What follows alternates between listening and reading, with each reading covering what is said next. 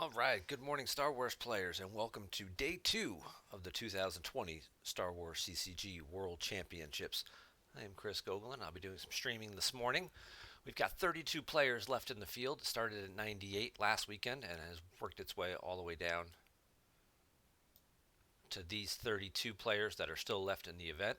A couple of former world champions in there: Bastion, Justin, Matt Sokol. I believe that's it. We've got a few other, major event winners as well. Chris Kelly, Joe Olson, Steve Baroni, Aaron Kingery won the Origins Open a few years ago. Tom Kelly, Cryptophis has been in the finals a number of times of the European Championships. I don't know if he's actually won that one. I'd have to go look at that. MHT has also picked up an event win or two. Uh, Greg Shaw, your Continentals champion from last year. A bunch of other guys who have made the final four of NPCs and other major tournaments. So certainly a pretty stacked field. Lots of top eight worlds finalist appearances throughout this field as well as some newcomers. Fernando is a new player who just recently started playing on Jump a few months ago. Timo is one who also hasn't really played much live events, pretty much Jump exclusive. James Martin, a newer player coming back to the game. Come down here a little further. Brett Carlson, another online player, really just coming back to the game after a long time off. So certainly great to see some diversity in the field and mixing things up a little bit. So we'll see if we have our pairings up yet. Gem's going to be a little difficult today, I'm sure. With it's only 16 games going on at once, but shouldn't be too terrible.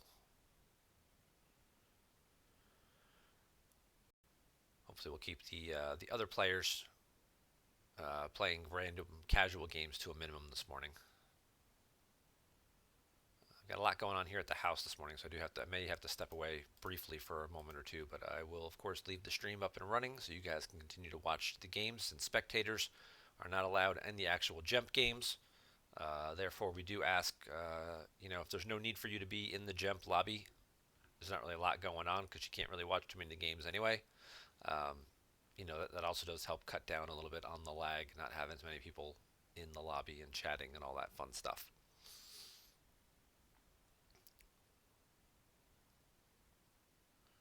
So,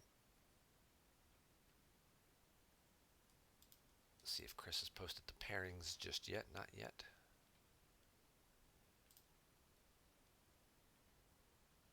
All right, he's making little subforms. Just 4 games today. Everybody played 6 games last weekend. I think this is everybody who qualified. There's a list in one of these threads.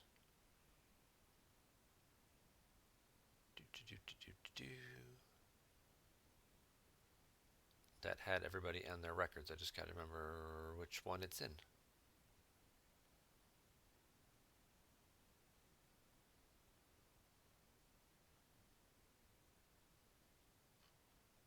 Well, we can do it this way.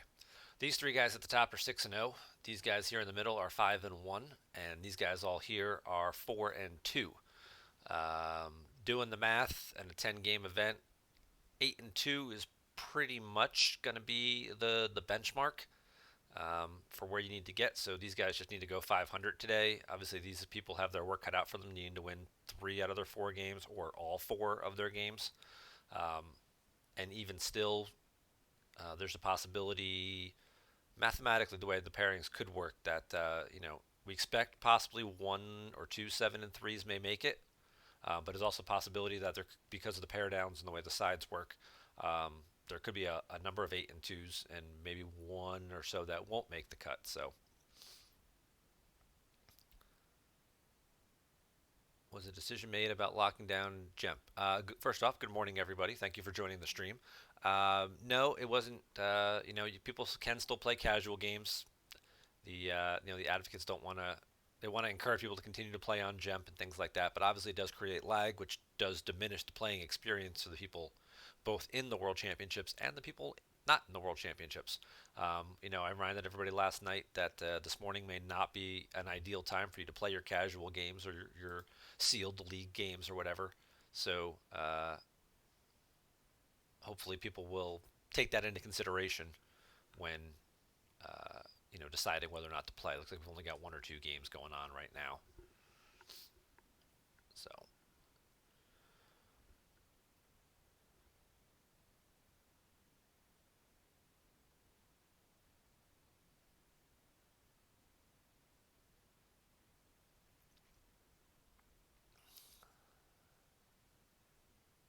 but we did lock down being able to watch the games on stream. So that should certainly keep people out of the lobby and keep people out of the games to at least kind of minimize that lag as much as possible.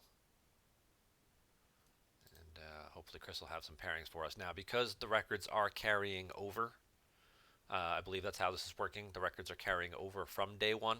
So these guys are going to be playing each other and things like that. There's no way to program that into the tournament software. Um,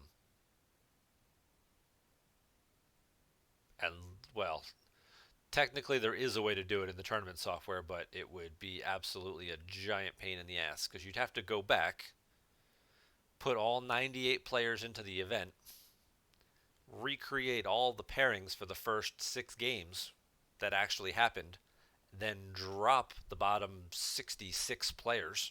So you only have these 32 guys left, and then sort of carry over from there. But that would also screw up the strength of schedule a little bit too, because the people who dropped would continue to earn strength of schedule points. So I believe Chris is just doing it by hand. He's going to have 32 command cards at his desk, and he's just going to do the numbers by hand. And then I guess he's going to have to do strength of schedule by hand as well for the few people that it will make a difference for. Um, Strength of schedule from day 1 to day 2 will be combined. So we'll see how that all works out.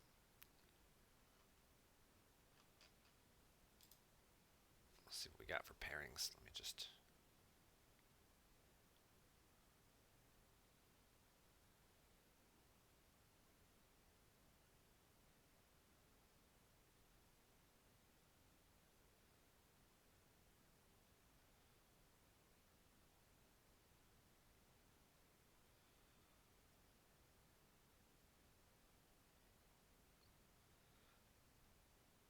I don't have Slack up on my phone, which is where they're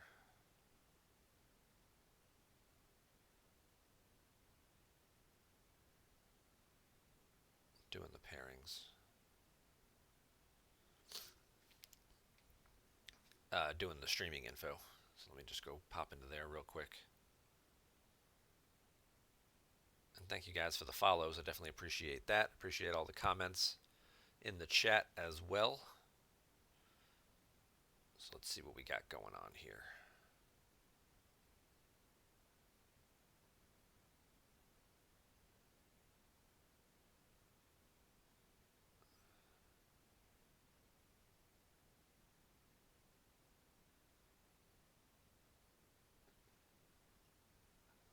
Okay. So it looks like we've got other streamers going on this morning between myself. Dan's got the main stream. And it looks like former world champion Phil Austin is also going to be doing a stream. I guess Phil's up a little early this morning out on the West Coast. So no pairings posted yet. But, just looking at the... So we know we're going to have a 6-0 game, obviously, from these 3 guys. I'm sure one of the 2 of them will be covering that, definitely. And certainly some interesting matchups in here in this 5-1 group. Somebody's going to get paired down, and then 2, 4, 6, 7. So then the other 3 will all match up as well. And then there's a lot of good names and a lot of good games going on down here. Now, players were allowed to change decks from last weekend to this weekend, so we do not know what anybody's... I mean, some people know what they're playing today, obviously, because they did deck checks yesterday when deck lists were submitted. but we don't know the exact totals and whatnot. So um, I'm probably not going to jump into a game right away. I'm going to kind of let the setup go so I can see the matchups in the Gemp lobby, and then try and pick one that's going to be a little different. Because if it's going to be like Hitco Hunt Down V, we're going to see that game all day. We saw it all last weekend, um, and I'm sure there'll be plenty of coverage of that matchup to see what changes were made for this section of the tournament. But that's certainly not a game that, I mean, sometimes they're quicker games, which is nice. You can hop in and out of several games that way. But yeah, I like to try to stream something that's going to be a little bit more diverse, a little more interesting, rather than just the same matchup that we've seen 27 times over the last week or so.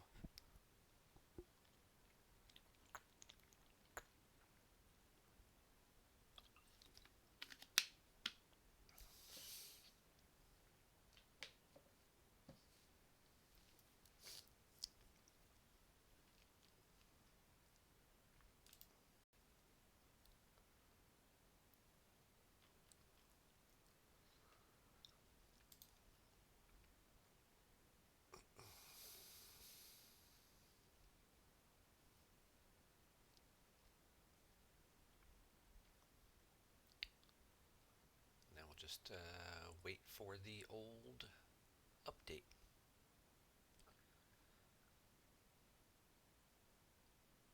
Even an online event where everybody's here, ready, and waiting, still can't start on time. Would you look at that? Way to go, Star Wars.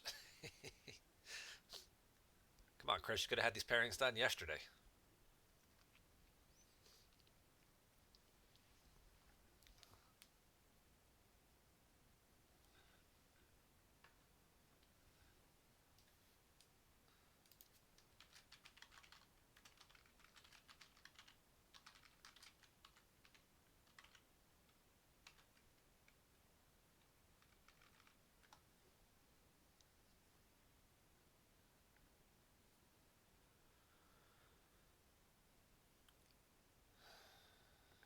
Now I'll just taunt Mr. Schoenthal a little bit in the Gemp lobby.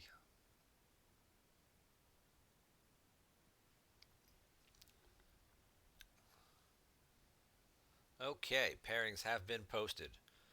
Ooh, wow. Okay, so our 6 and 0 game will be Chris Kelly taking on Joe Olson, which Phil will be streaming on his channel. Everyone wants it to feel like a lot. Yeah, exactly, Wayne. We want to make sure we maintain that experience. Uh, we have Paul Myers taking on Fernando Castanone in one of the 5 and 1 games, which Dan is going to be streaming on his channel. And then we've got a few other games. We've got Bastion versus Baroni. We've got Kingery versus Desai. Sokol versus Napolitano, which is more of a league matchup for some of us. Drew versus Timo, who've played a few times. Mayashiro versus Shaw. Konsker versus MHT. Werfs and Kieran, which I think might end up being a Outrider Cup replay. Kruger versus Jellison. Kafer versus Kipple. So lots of good matchups in there.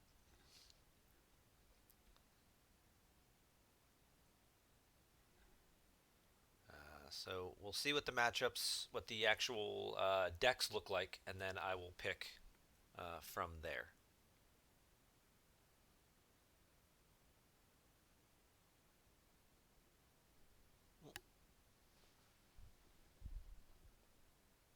Looks like my breakfast was just delivered, so give me 1 second.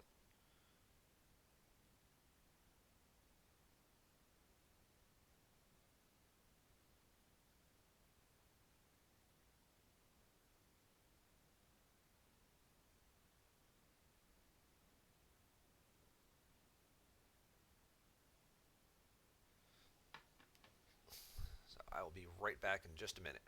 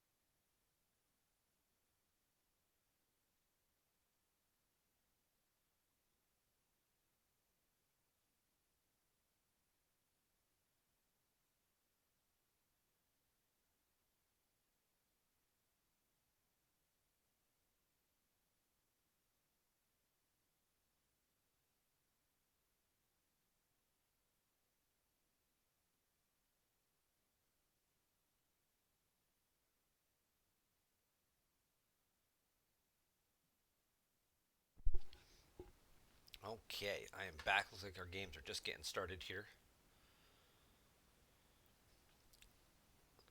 Okay, so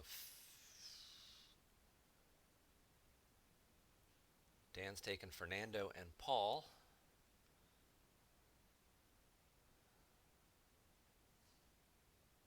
Fernando.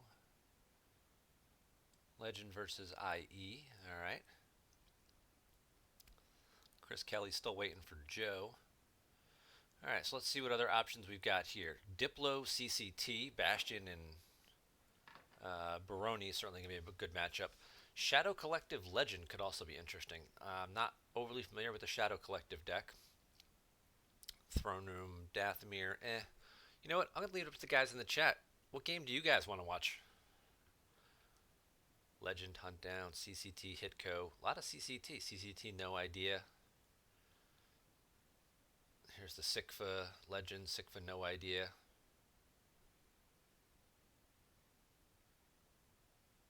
CCT, Hitco. Watto, Hitco.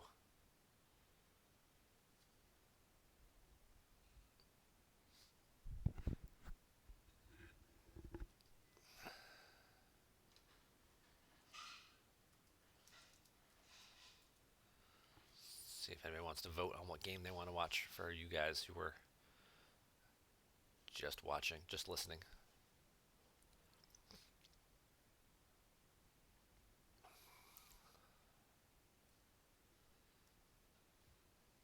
Give you about 15 seconds and then I'm just going to pick one.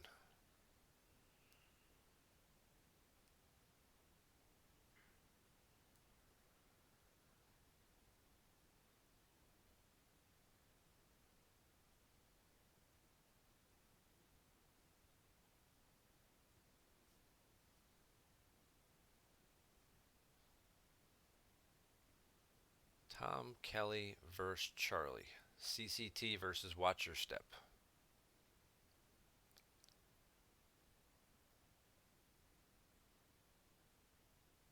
Chris Kelly's taking on Joe. That's the game being streamed on the other channel. If Joe shows up. Yeah, why is this Tom Kelly?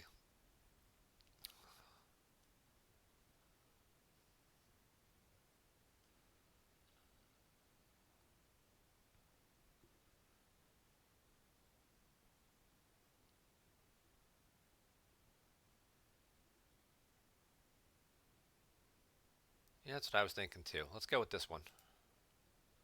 Let's jump in and check this game out. All right, so we're joining, picking up this game midway.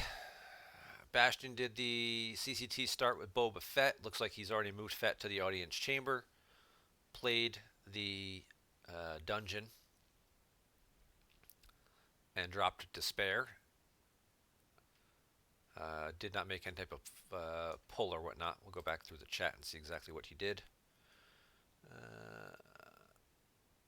Baroni played quite a mercenary V to take Chewie Protector into hand. That could be an interesting card. He pulled the audience chamber, played the dungeon, pulled Boba Fett, did the captive swap, moved him over, saved a force. Baroni started squadron assignments, and I must be allowed to speak. Squadron assignments typically matches up for General Lando, so they can do the double move Falcon, deploy the Falcon here, ship dock, move the droids over, go down to Alderaan, deliver the plans, and then make the double move and come right back, so that way you're not leaving yourself vulnerable and exposed. Sometimes you'll see people also start strike planning to make that even faster. So you guarantee you pull Lando, and then you can guarantee the match. I always found that when I did that, I always activated the ship first turn. I think in like 7 games I played it, I think I activated the Falcon like 5 out of 7 games, including when we were play testing for the World Championships last year, actually in Germany. We were play testing. Kessling and I were playing a few games Diplo with the Lando Falcon start, and I kept activating the Falcon like every game. So We'll see if Baroni's luck is a little better. He's going to rescue in the clouds. And now he's going to drop Ezra. Drops Ezra right to the security tower. So Ezra's text is interesting because each turn, if at opponent's sight, opponent chooses their force generation is minus X, or you can activate up to X, where it's the number of icons here. So he's going to give Bastion that choice right now. And Bastion chooses to allow Steve the extra 2 activation rather than have his activation reduced. So Steve gets to activate 2 extra cards, giving him 3. Could be enough for an It's a Trap. But it's also early enough in the game that you think Bastion's more likely to just spend his turn setting his own deck up, which he does by getting Scum out with the objective. He's going to deploy IG-88 from hand as well. And he'll use an Audience Chamber pull here. See who else he wants to get to kind of back these guys up, give him enough ability to draw. He's going to take Proxima. Alright, so this is definitely seems more like an alien-heavy version. I apologize for chewing, but my Chick-fil-A breakfast is too delicious to pass up.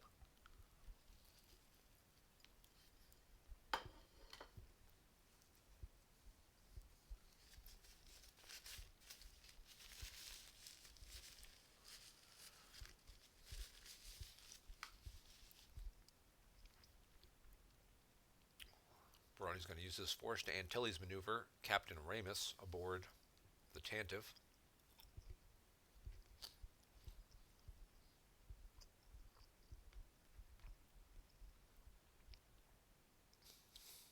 Bastion will do a little swap in here. He'll move the gun from FET to IG. He'll have IG then pick up the captive as well. And now he can start doing his force pile searches with IG-88's text once per turn while he's escorting a captive. So either turn he can do that text.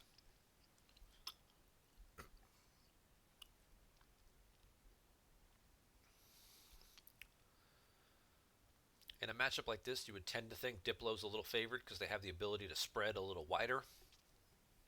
Both decks are going to have some retrieval aspects to it. I'd be very curious to see whether or not Guts has made it into this Diplo list. Scum isn't as popular as it was because of the boost in Hitco.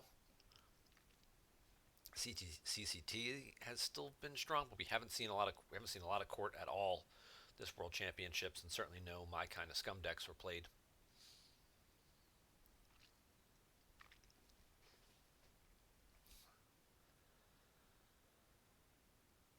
So Guts is possibly a meta card that may not have made it in. Now, if people are anticipating a shift to CCT as a possible dark side option for the smaller field, then maybe it becomes a meta slot that people have added.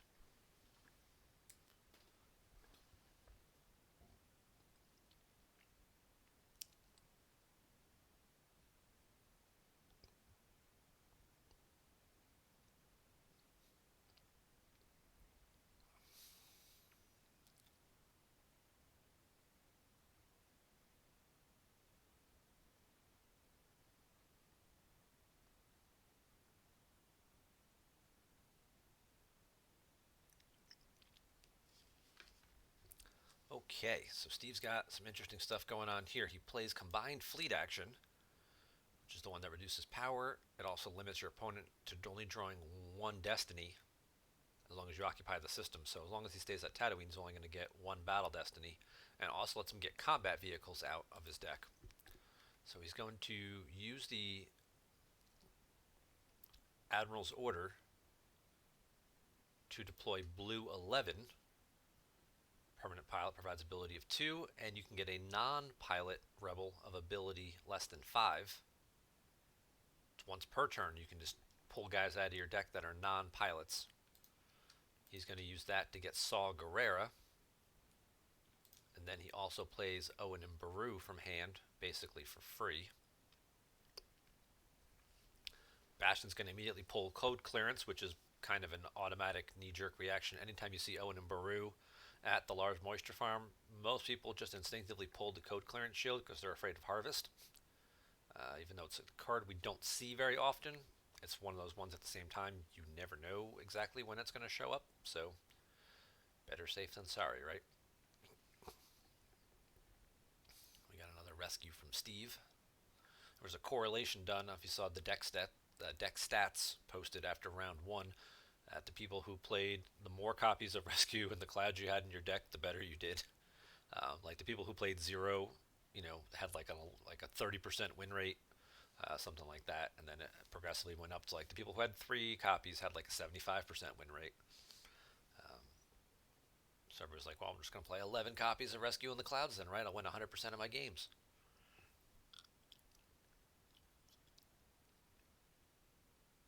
So just a fun little silly thing to do.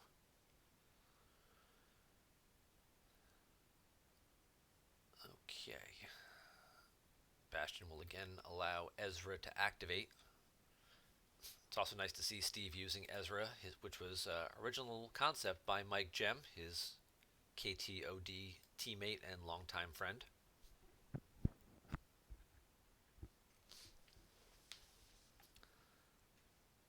There's Goldenrod to prevent any free shenanigans. Bastion's going to use Proxima here. Now, certainly going to be a lot of retrieval in this game between Scum, between the My Favorite Decoration objective, retrieving one during the control phase. Then we've got Diplo if it flips.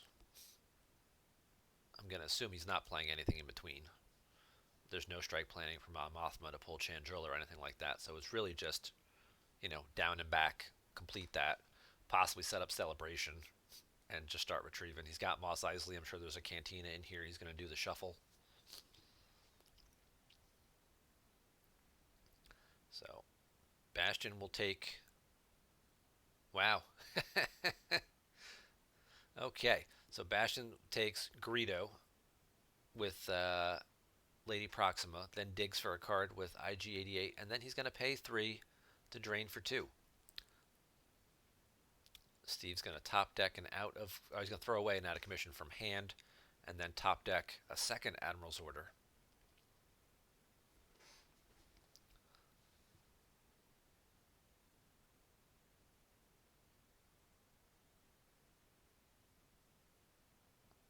And now we've got a Cad Bane going to fight Ezra.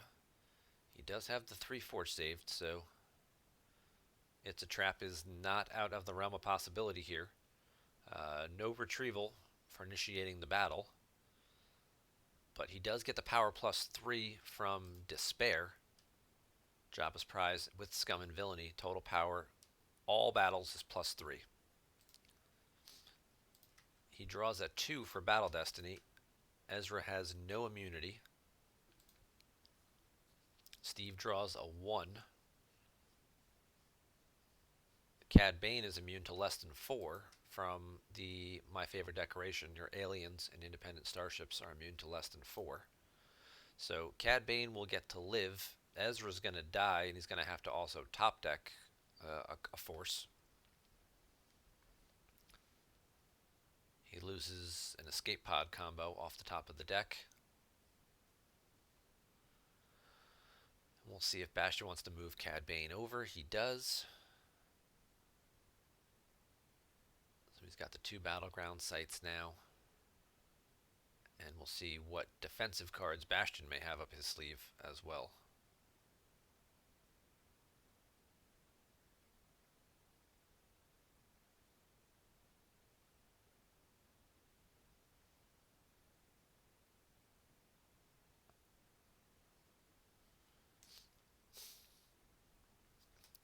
Both these guys are getting plenty of activation, so it's not really a primary concern here. As long as there's a frozen captive on the table, he gets to activate 1 force during his opponent's turn. He was plenty of icons already from these guys, lots of cheap characters.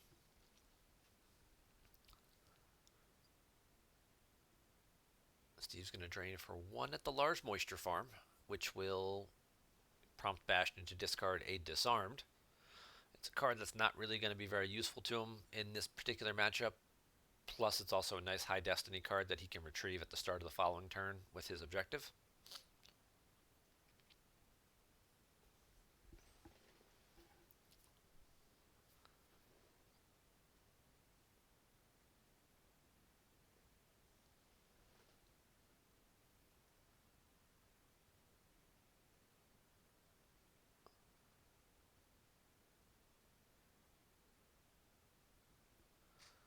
Okay, so there is the Falcon.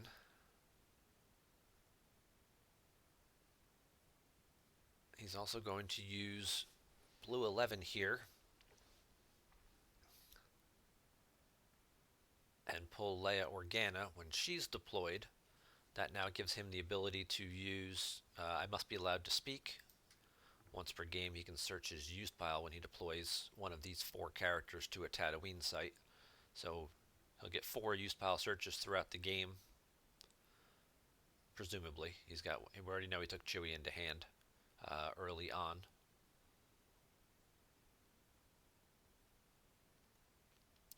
There's his Leia pull, so he still has Luke, Lando, and Chewie left. He took Chewie Protector, who deploys -3 to Leia's location. So he also has the option of he could drop Chewie pretty cheap, get another used pile pull if there's multiple cards in here that he wants, and then possibly just shift people around. This thing can hold 1 pilot and 2 passengers, so he could deploy Chewie here pretty cheap. Yep, he's going to set up Menace Fades. Great card in this deck. Certainly help a little bit in this matchup. Slow this drain down just a little bit. Make it 1-1 that Bastion's paying for.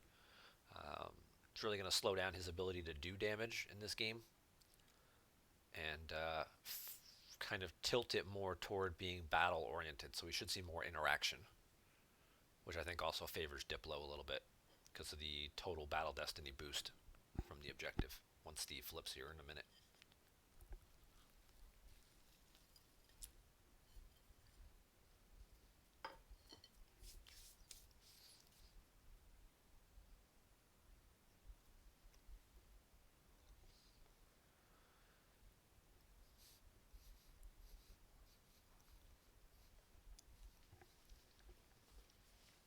There's the celebration. See if Bastion has the canceller for it, which I'm assuming is what Steve's saving his grabber for.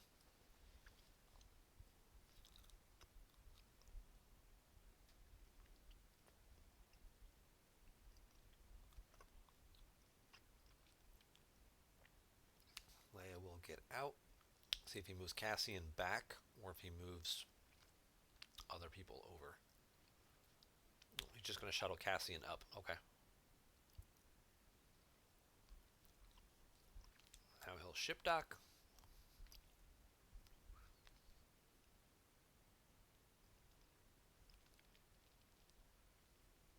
It moves to Alderaan for free because moving away from Tatooine is -1. That will complete the plans. He'll get to upload any card he wants from his reserve deck. And then he'll use the Falcon's text to make an extra move once per game and move it right back. So his objective is flipped. So now he's getting the total battle destiny bonus. There's the masterful move combo, which Steve will grab. That will cancel the celebration.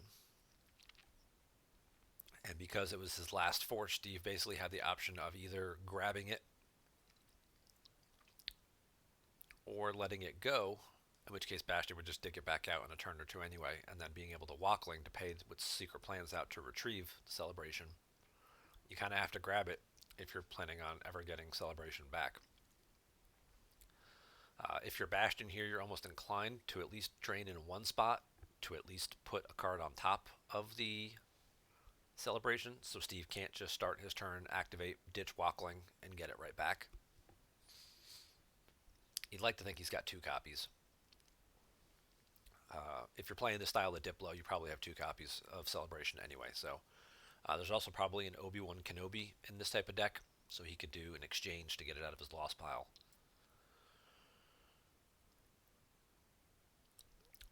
Good morning, Mr. Schoenthal. Thank you for being up early and organizing our pairings.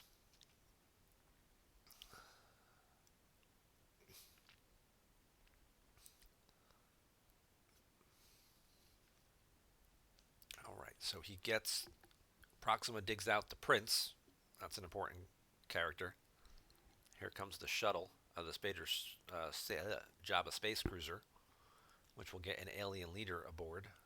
He will have to pay for Goldenrod. It will cost him two.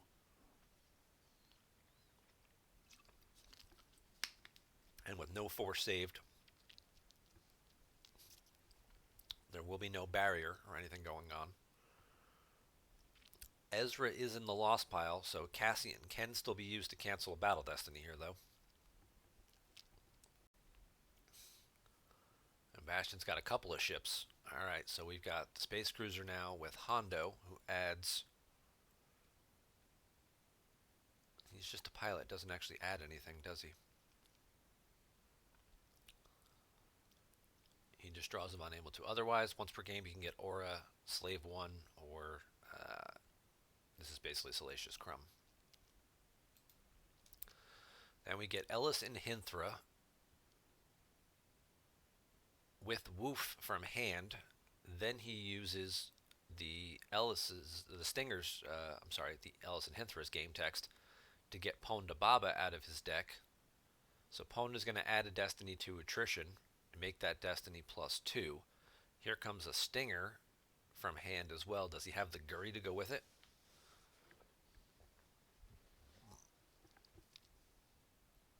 That is a pretty significant space force that Bastion has just been able to deploy.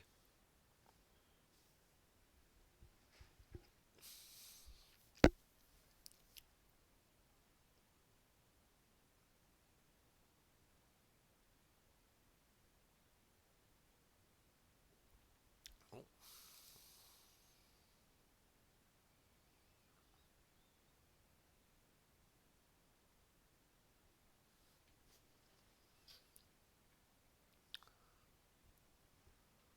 I apologize for that. Let's try this again.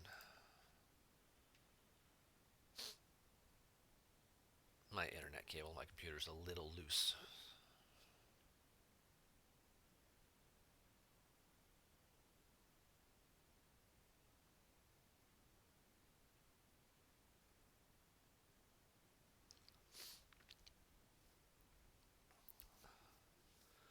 All right, let's pick up the action here for a second. So he dropped the Stinger. He did drop Guri.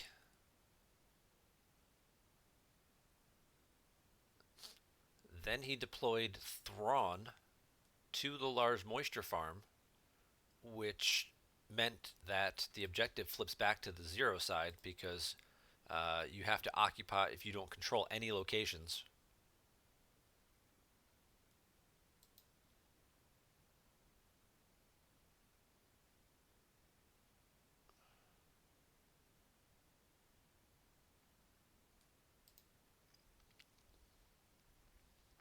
The objective flips back.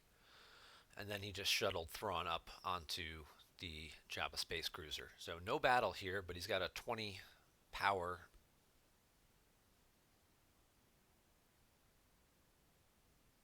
space fleet stack, if you will. He's limiting his opponent to one destiny draw because of Guri. He's adding a battle destiny because of the Stinger when Guri's piloting it. He's adding a destiny to attrition that is +2 because of Ponda Baba. He's making his opponent's battle destinies each -1 because of Woof. So it's a pretty significant space fleet there. Really not going to be a lot of incentive to try and chew through that. Steve counters with Luke, Rebellion's Hope, and Red 5. So this Luke adds a destiny to power or attrition. And Red 5 is completely immune to attrition. He may also have the ability to play all wings combo to spin. He's got some guys who are maneuver 6. There's Lando aboard the Falcon as well. And And there's Chewy going to the farm.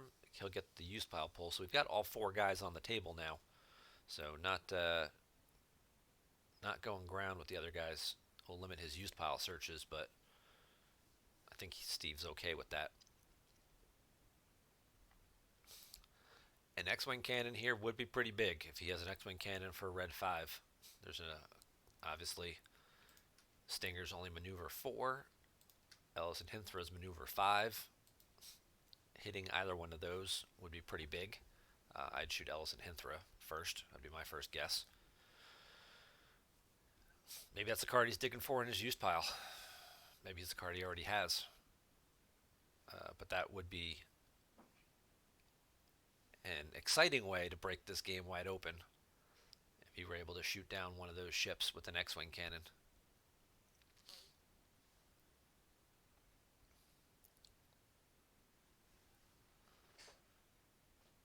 Steve will initiate battle.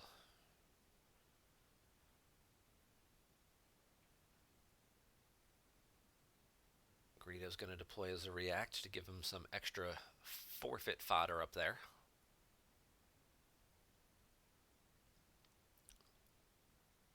I'm going to guess he's got a spin. There's not much other way he would do this. He's going to add a destiny to attrition. He's only got 1 battle destiny. He's not getting 2, so... Yeah, so both sides add to attrition. There goes the Walkling out of play to retrieve the celebration before it gets buried.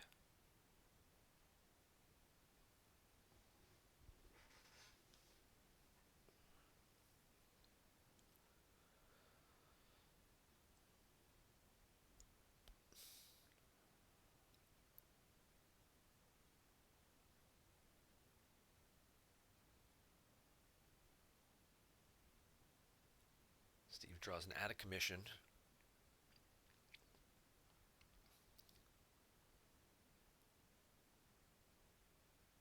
Bastion draws a Dr. E.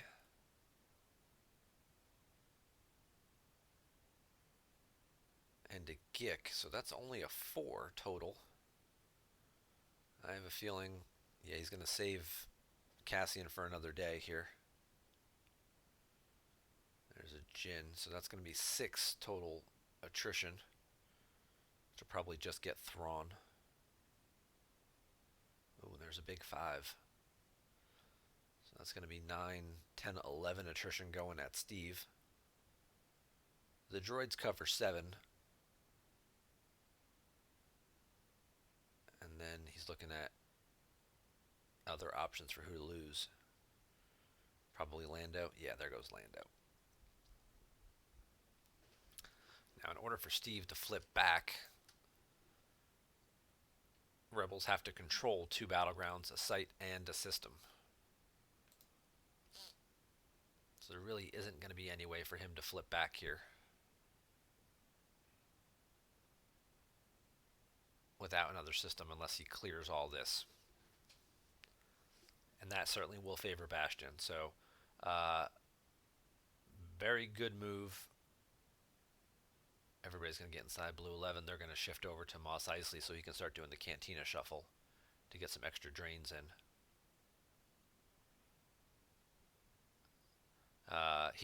Bastion did pick that site with Thrawn, so Steve will have to lose a force for moving to that location.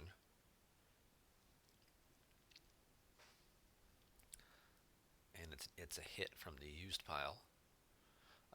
He also is not satisfying Menace Fades right now, so by only having the 1 system and having Darkseid really stack up and contest it like this, certainly has shifted things into Bastion's favor a little bit.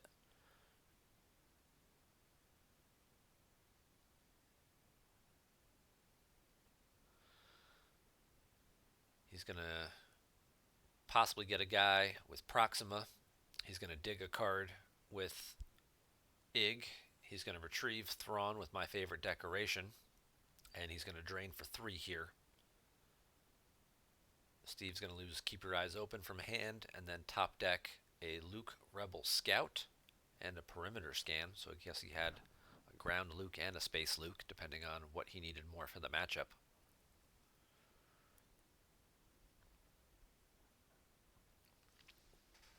and I would definitely say this puts Bastion in the driver's seat going forward. Life Force counts. He's currently sitting at 28 and 5, about to retrieve one. Steve is at 19 and 4, so Bastion's got a 10 force lead.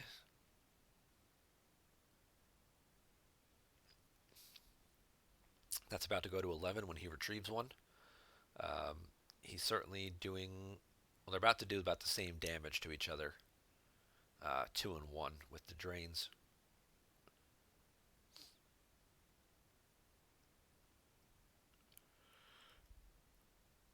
But like we said, Bastion has the extra retrieval. His retrieval is working right now. Steve doesn't have any retrieval going at this time.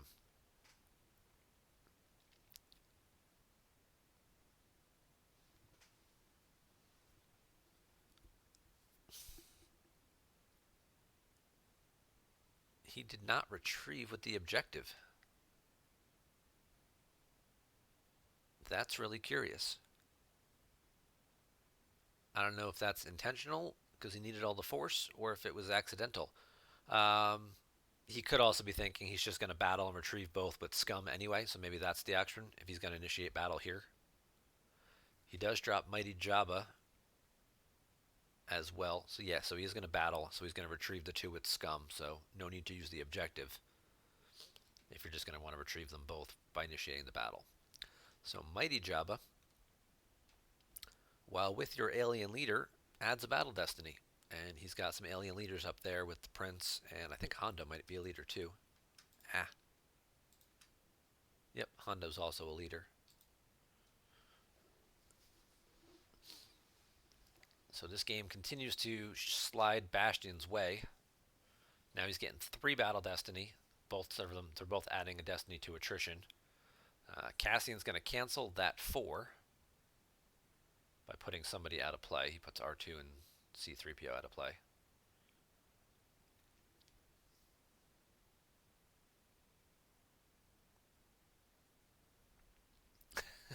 Kristen thinks it's intentional. Thanks, Scott. Of course it's intentional, right? Does Bastion do anything accidentally? Uh, it's accidentally on purpose, right? Yeah. All right, so he gets 2 more destinies, both 3s. That'll give him a total of 6. Plus, he'll get a destiny to attrition. There's a 5 for light side, which becomes a 4. Now it's going to come down to these extra draws to attrition, which again still favor dark side. He draws Afra, which is +2 from Ponda, so that's a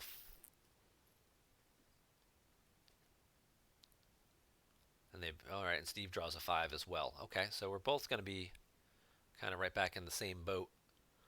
It's 11 attrition to Steve. It's 9 attrition to Bastion.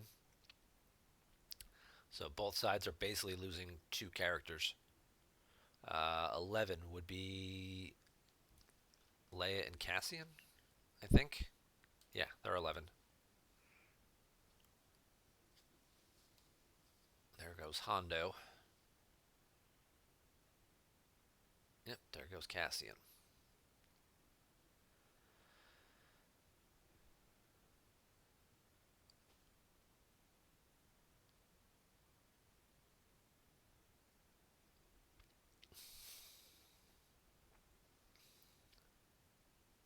And then Bastion will just draw 1 or 2 cards and be content to pass the turn. Normally, you don't see people draw a lot of cards when they have IG-88 in play, because they can just go get whatever card they want, so you might as well save the force to deploy it. But at the same point in time, if you have multiple cards in your force pile that are good, or your hand is just getting small, you do want to draw a few cards to try and get multiple things at once, or just to make your opponent respect your ability to do things more. When you have a 4-card hand, they don't always assume, that they're not going to give you credit for as many things um, as when you have an 8-card hand or a 12-card hand. So, what are the chances my opponent has a barrier here? Well, he's only got 4 cards in hand. You know what? I'll risk it. And you're like, I don't have a barrier. If you have an 8-card hand or a 10-card hand, now the chances are more likely. Now maybe your opponent doesn't deploy to you and battle you. All right. Steve will do a little shuffle with Owen and Baru over to the Cantina, and he'll drain for 2 and 1.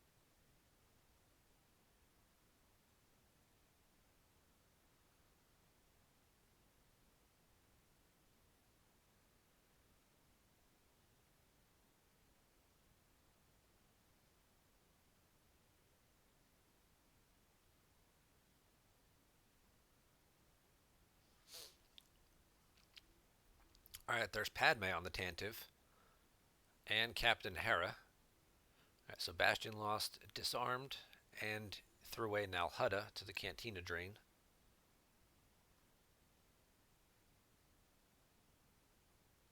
And a Twi'lek for the Mos Eisley drain. So now Lightside getting an extra Destiny with Hera if they have a spin or something to get around Guri.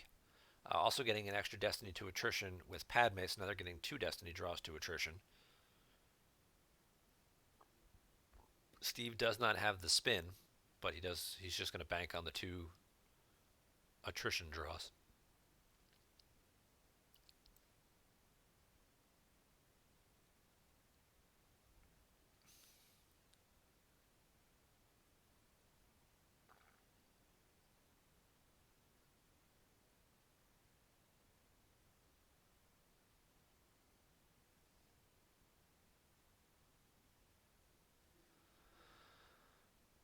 Bastion with his 3 draws,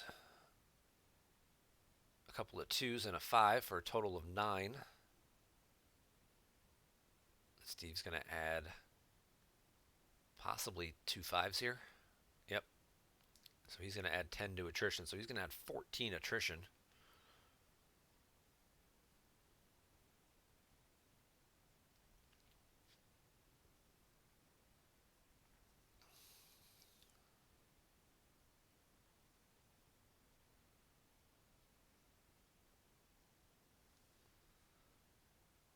But Steve's going to take 16 attrition right back as Bastion draws 5 plus 2.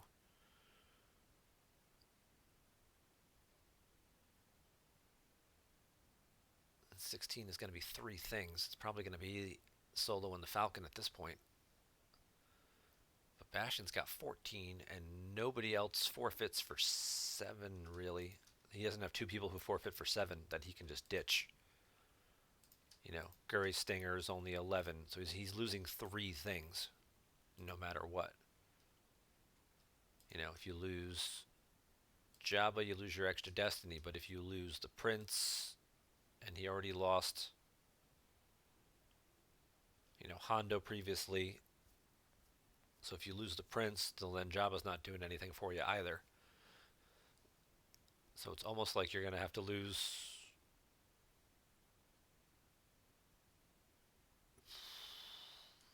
Guri, Stinger, Jabba,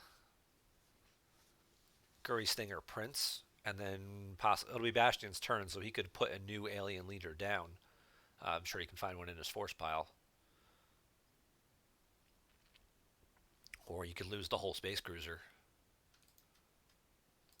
But again, that's a pretty big chunk of his space fleet. He's definitely in a tough spot here with what to lose. So that was a good battle for Steve in terms of, I mean, both sides are taking pretty heavy casualties. He's going to forfeit Woof.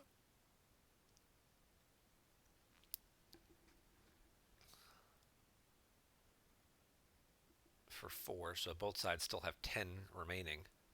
It's almost got to be, if you're... Oh, he's going to lose Ramus.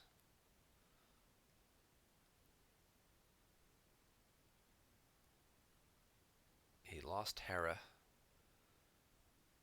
There's an he's got an imbalance combo to retrieve the topmost character back into hand, so he can get Woof back into hand here.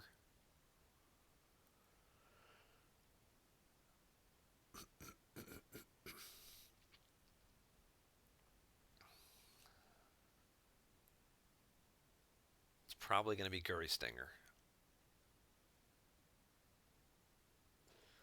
Yeah, because either way you're losing Battle Destiny.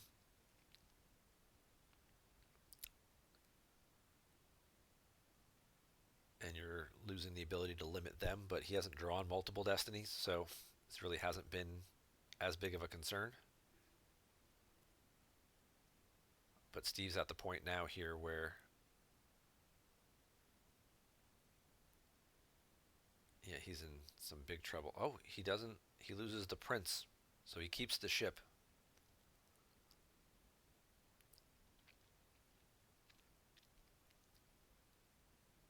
Steve's going to shuttle up Chewie. Now, Chewie Protector. Chewie Protector is a pilot. So he puts him on the Tanev as a pilot. Uh, he could have ship docked him over to the Falcon for the extra 3 power. Probably not worth it, especially because it's very likely the Falcon's going to end up getting forfeited this turn. It's going to be Falcon and Chewie are going to cover 13, which Steve's going to hope is enough. And he also needs to draw some cards here. Power's not really going to make the difference. It's all the extra destinies and the attrition draws that are making the difference in these battles. Does he have the Doctor to get Guri back? He drew Aphra for Destiny earlier, so that is certainly the possibility that he could use a IG-88 pull on Aphra, deploy Aphra, take Guri back, put Guri right back aboard the Stinger. That's certainly a line of play. Bastion's gonna have a lot of options this turn, so he can take an alien leader, put him back, get the extra destiny with Jabba. He's got all kinds of things working for him here, so it's going to kind of depend what the other 5 or 6 cards in his hand were already in terms of what he wants to take. By now, he retrieved Thrawn earlier, so he's certainly been cycled back around that he should be available in his force pile. So he's got lots of options here. Bastion's in the driver's seat of this game right now. Looking at life force counts, he's got 24 plus 7 for 31 to Steve's 18. They're both doing about the same damage on the ground, 2 and 1. But Steve's getting a little light on characters and force to do much with. Bastion's also got better retrieval between the objective and scum. So this was probably a matchup that's slightly favored, and then things have certainly gone Bastion's way. Hey, good call there, Scott. There's the Dr. Aphra right there. Bounce Guri right back into hand.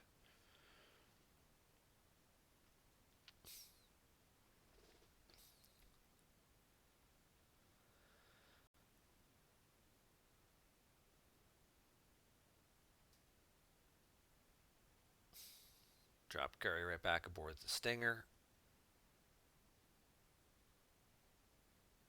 And this game is tilting closer and closer to the end.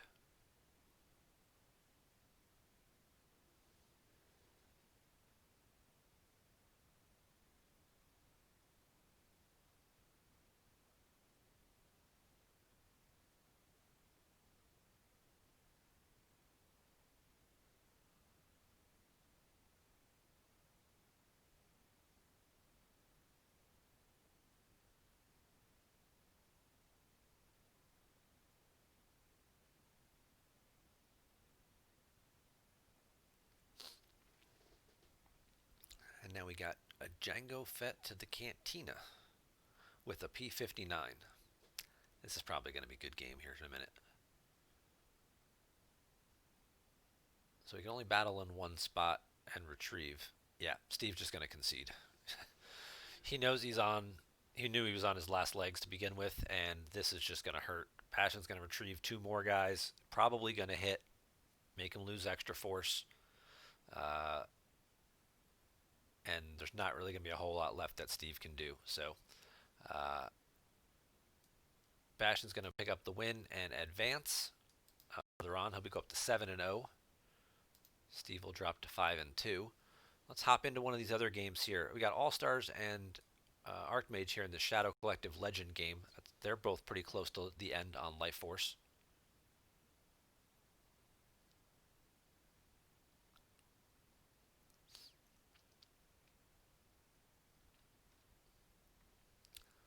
So we got a lot going on here on the board. We'll try and pick up the action. Neither objective is flipped. That's interesting. And we've got all kinds of Black Sun blasters and whatnot. Blaster ping, Crimson Dawn guns. So he's got the You'll Be Dead to do the ping damage. He's got the inconsequential to forfeit the guns to the used pile.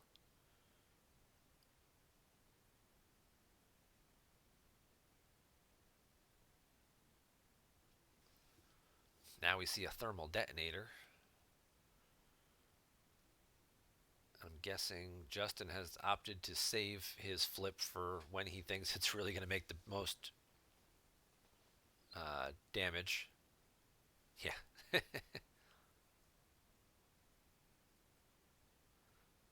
Certainly does help Steve's strength of schedule, of course, playing Bastion, but at the same time, wins are wins.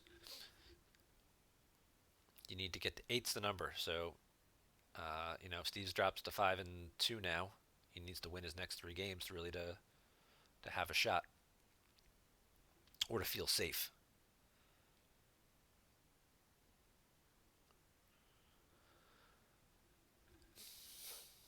So Kingery's got 9 force left plus 9 in hand. Justin has 15 cards left plus 7 in hand, so he's got a slight advantage here. He's got space pretty well locked up. He's got the Falcon at Jakku with Poe aboard. That's a drain of 2.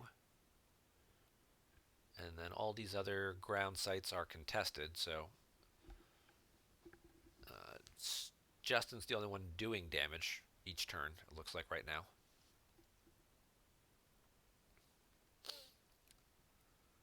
He's got BB-8 as well over here pinging for 1. Battleground site with a resistance character, so Justin doesn't necessarily need to push the action. All of the sites are blocked one way or another. He's got a retrieval with Rose. He's got a drain of 2. He's got a ping of 1. So he's doing 3 damage a turn and retrieving a card a turn.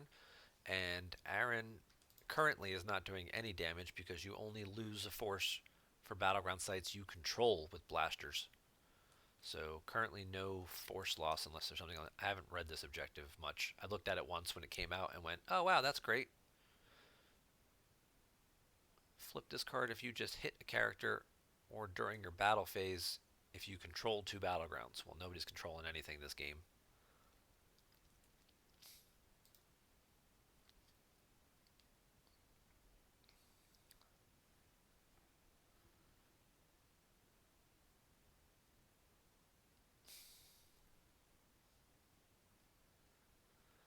Justin asks in the chat, can you defensive fire the thermal detonator? To which Aaron responds, I don't see why not. And now we're going to see Ray play Sorry About the Mess to swing at Boba Fett, who's holding a thermal detonator. Justin's going to draw what's most likely a tracked 5. Well, a couple of tracked 5s. That will clear Boba Fett. That will also give him a retrieval for Ray hitting with the lightsaber.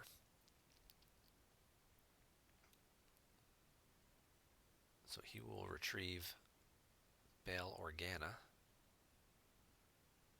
And then the Sorry About the Mess will go lost.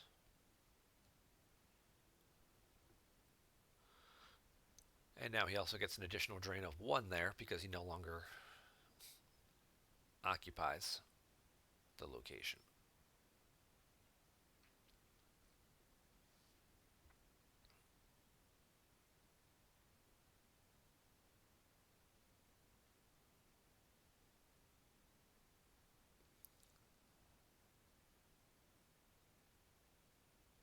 And Aaron will lose a force push.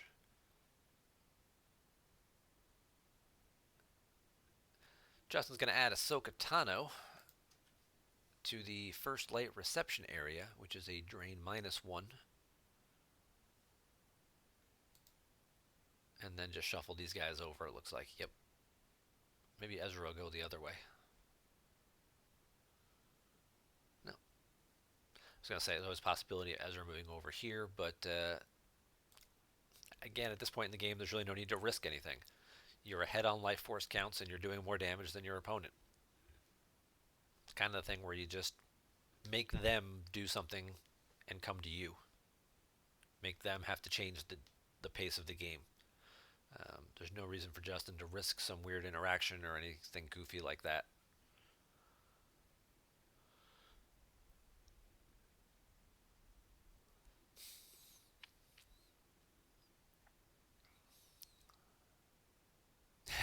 Multiple Ezra sightings, Mr. Gem. Seems both of your buddies have been playing him this morning. We saw Steve deploy him turn 1 against Bastion. He didn't live very long, but he got deployed very early.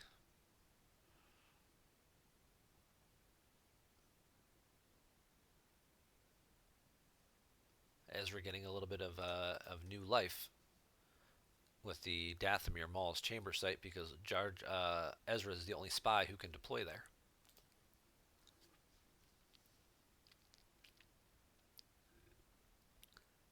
Alright, so Aaron will pay to drain for 1, and will do the 1 ping damage from You'll Be Dead now that Justin moved away.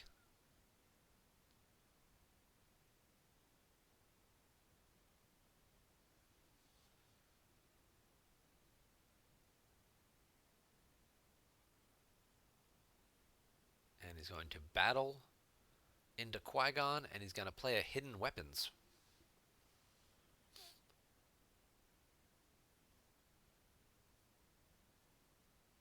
Which Justin will grab, if only to take a card away. There's a 4. That's going to be a hit, so Qui-Gon's going to be hit. He does not have... So that flips the objective. Now I got to read all this. Alright. Flip if you just hit a character. So he just hit a character. Immediately recirculate. That's pretty big, so now he can draw Battle Destiny, which will be the same 4. Gangster Leader in battle at same site as your non-unique blaster. You can add a destiny to total power. So Gangster Leader should be Hondo, right? Gangster Leader. Non-unique blaster. Yeah, there you go. You can add a destiny to power. Alright. During your draw phase, if Maul alone, no Maul alone, flip this card at end of turn. Okay. If you are about to flip it and you occupy 3 battlegrounds, opponent loses a force. Well, he does not going to occupy 3 battlegrounds the way he's currently situated. He does use the saddle game text to reduce the total power by 2. So he draws a 3 and a 4.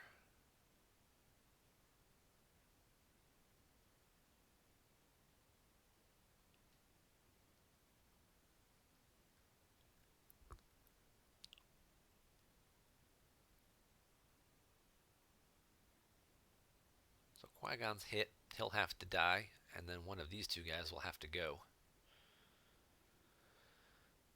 And he will lose Hondo and keep Jodo cast. Jodo doesn't do anything there by himself, but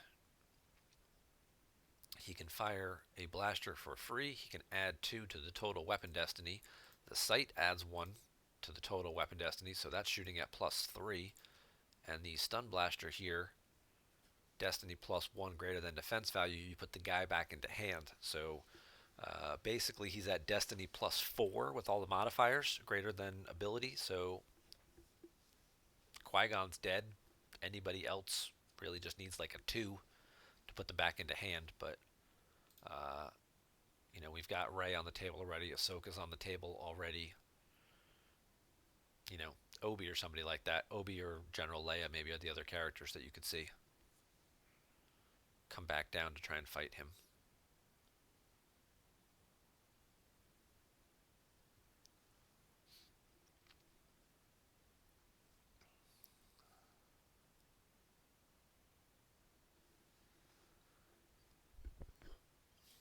collecting my sandwich over here.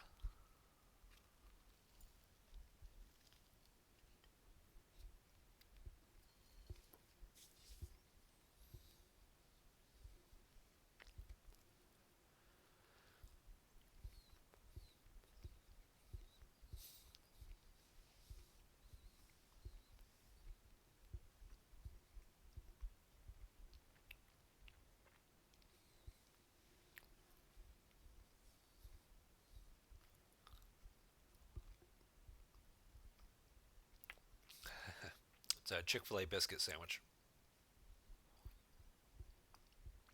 Saturday. Gotta make sure to get the Chick-fil-A in because they're closed tomorrow.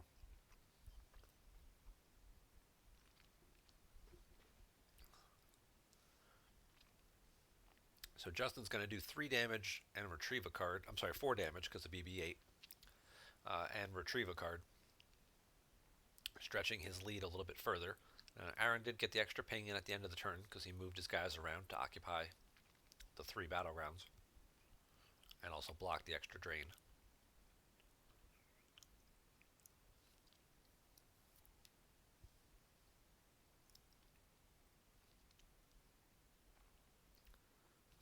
Looking at life force counts, Justin's got 15 down plus 5 in hand for a total of 20 life force. Aaron has 3 in hand and only 6 down, giving him just 9 cards remaining.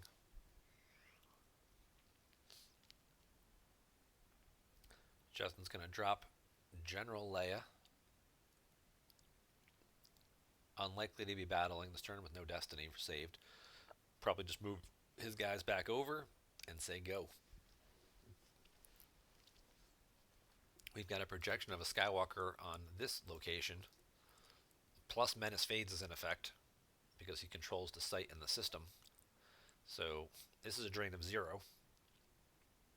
He'll take 1 ping from the blaster. Aaron could pay to drain here if he wants to, but then he's not really doing anything else. So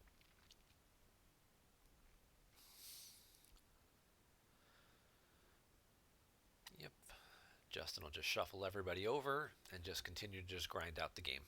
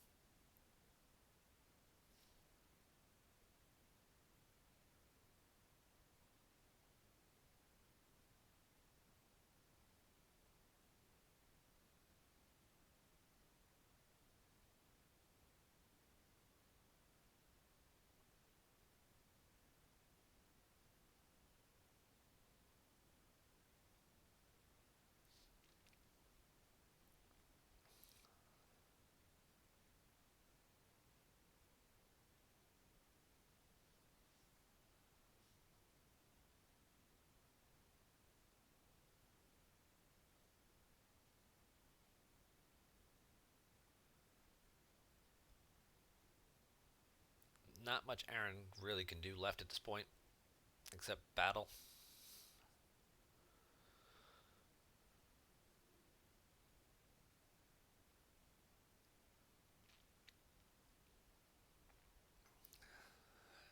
He's just going to go to move phase. He drops the Prince to block the drain, goes to move phase, but he's still pretty far behind on this one. So we're going to call this one in favor of Justin, and we're going to hop out a full screen and go check out, see what other games we've got going on in the lobby still.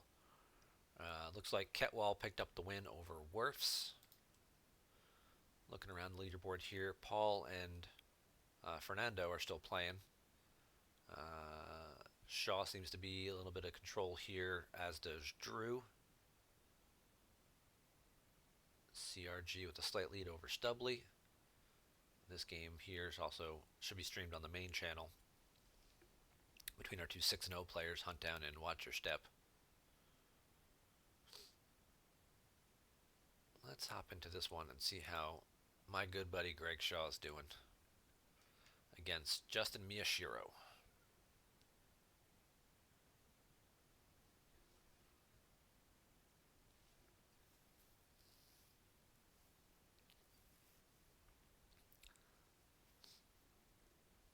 Alright, so Justin appears to be playing a very similar deck to what Kyle used on day one. It's Kyle's Sigfa build. Certainly pretty popular amongst people talking. Had a lot of people talking about it after the round.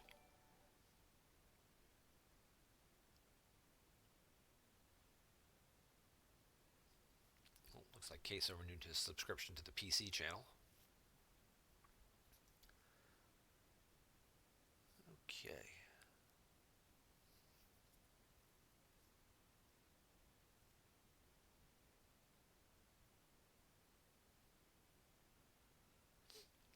Now, the unfortunate downside to the Sigfa Legend matchup is Legend's ability to limit immunity to less than 5.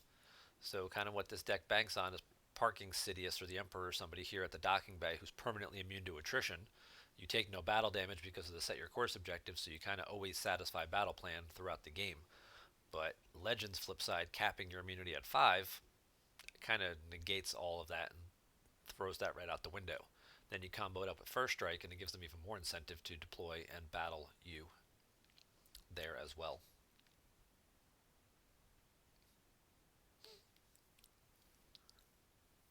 So life force counts. Shaw's got 15 down plus 11 in hand. Justin has 9 down and 6 in hand. He will play an artillery to cause 1 force loss because Vader's custom tie has the generic SFS cannon. Now we've got drains of 1, 2, and 1.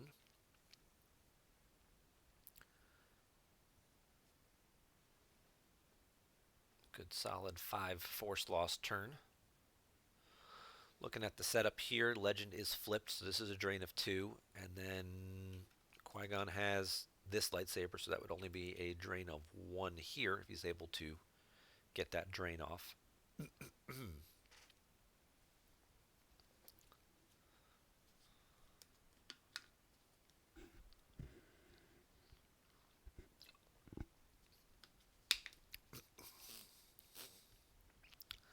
Shaw loses a blaster deflection, a Hoojix, a Ray with lightsaber, and a Hear Me Baby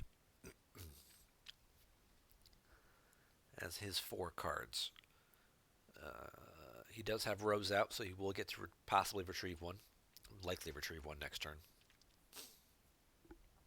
So he loses the Hear Me Baby last, putting the highest Destiny card on top of the loss pile.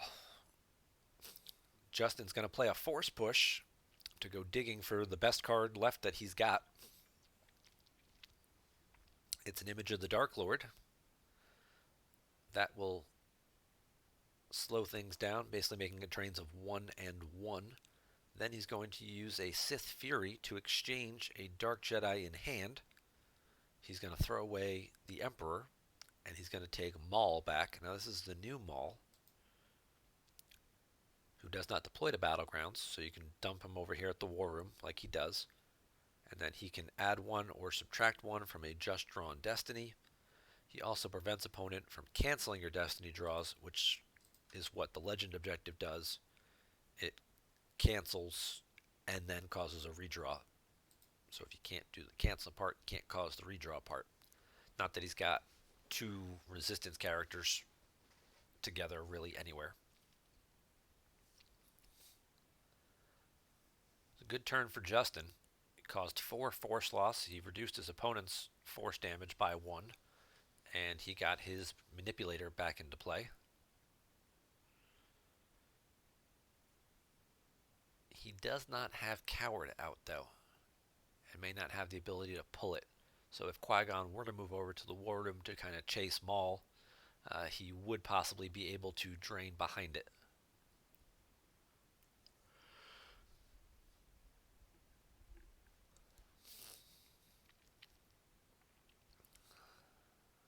Shaw will pay 3.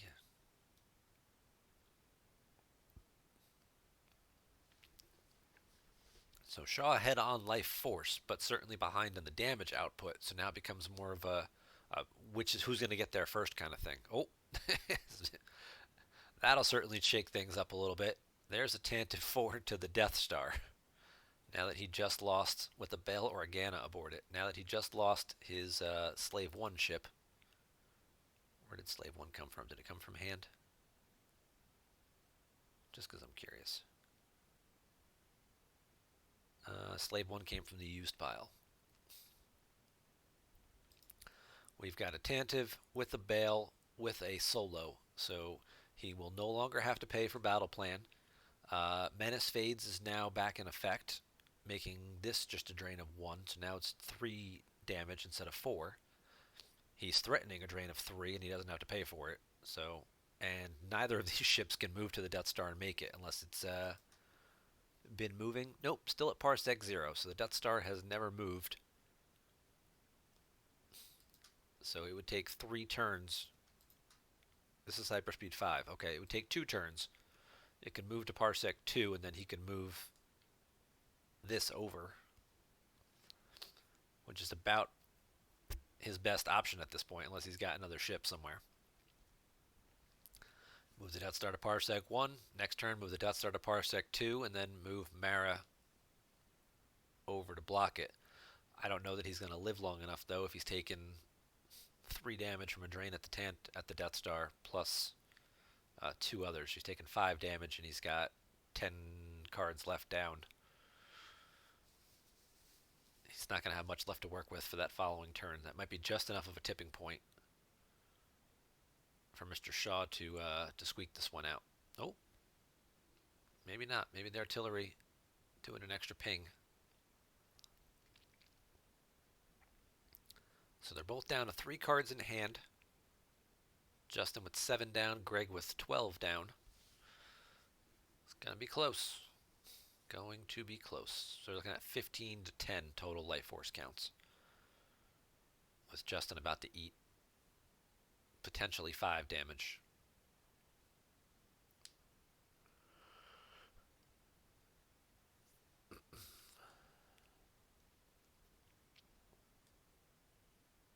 He's got a Dark Maneuvers. Well, would you look at that? Adds 2 to hyperspeed. So now this is hyperspeed 7. Now it can make it all the way there in 1 turn. All right, so he had 1 trick left up his sleeve. Congratulations, look at that. We've got Mara with Marek. Opponent can't substitute. He's getting 2 Battle Destiny here. He's power 9. Lightside's getting 2 Battle Destiny here, power 8. And then you've got Maul who can manipulate and add or subtract 1 to either side. Could he have the Death Star?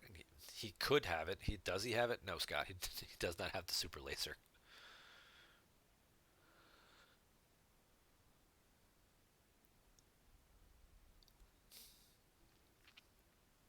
That was big for Justin. Having the Dark Maneuvers was really big. That's going to make this game a lot closer.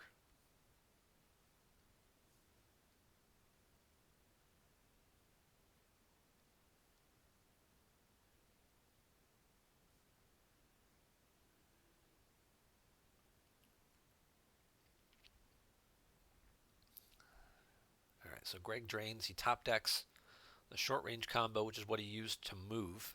So that's going to put the Dark Maneuvers on top with the artillery right underneath it. So he's got 6/7 sitting there. Highly unlikely you're going to battle into that. Especially with Maul out, who prevents you from forcing the redraw.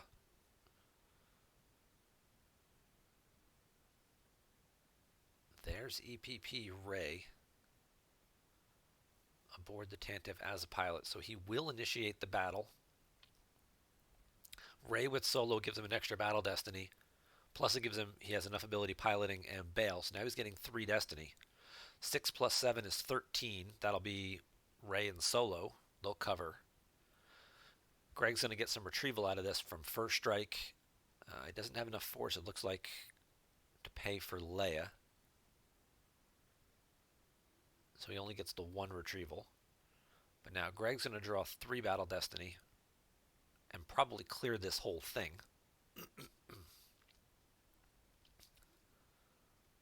Maul will subtract 1 as he can. This guy only forfeits for 5. So all Greg has to do really is get to 6. Justin's going to play every trick he's got, but I can't imagine it's going to be enough. You never know. You never know what cards Greg has left. There could be a character in there or something. Maybe there's another Qui-Gon floating around or something. Yeah, that'll do it.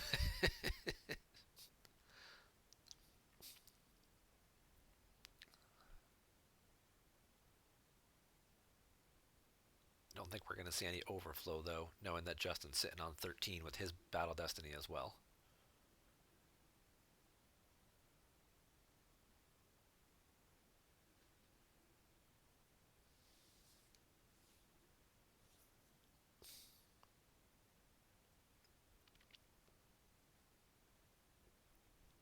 Maul adds 1 to it to make it 14. Still just gets Rey and Solo.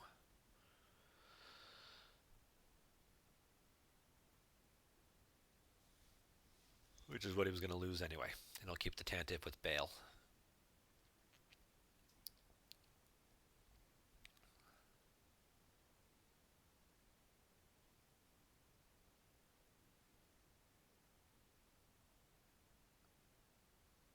Oh, he will actually take 1 battle damage.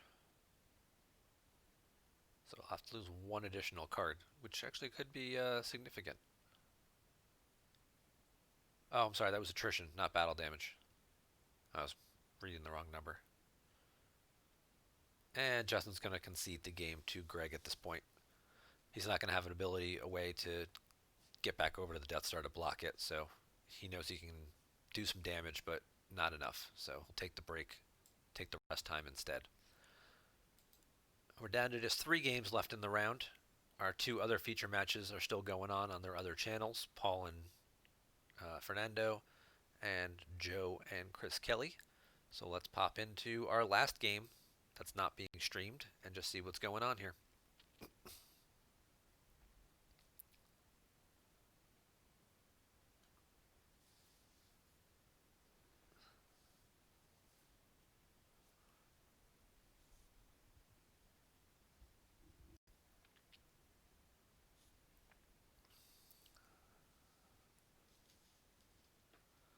So we've got No Idea against Hunt Down V. No Idea is on the 7 side. They don't have Stardust. They're holding the docking bay. We've got a whole invasion of people camped out.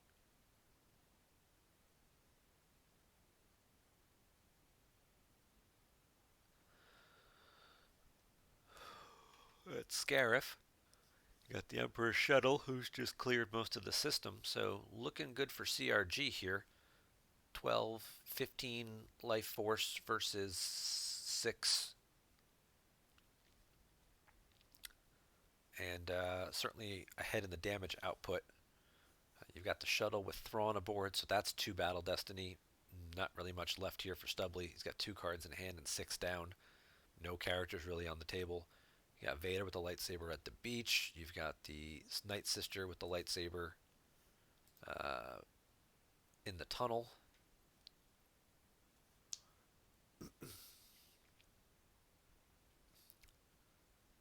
And Visage doing its ping.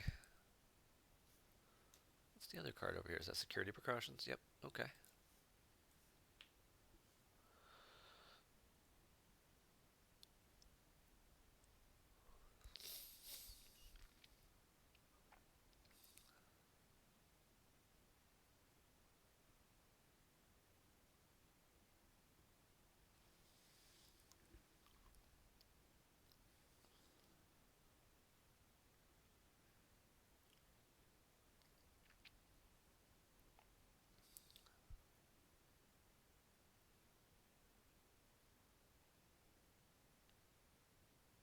So he plays the ship against the shuttle. CRG plays a barrier against it and instantly Stubley concedes the game. I guess knowing that his only real shot was to battle, cause some damage at first strike, and retrieve and cause some overflow, possibly. He's going to go ahead and just scoop it, and then we're down to just our final two games of the round. I'm going to take a break for a little bit while these last two games finish up. You can catch them over on the other channels. Phil should be streaming this game, and I believe Dan's got this one on the main channel. So thank you guys for tuning in and watching this morning. We'll be back in a few minutes once both of these games have resolved and we have our next round pairings.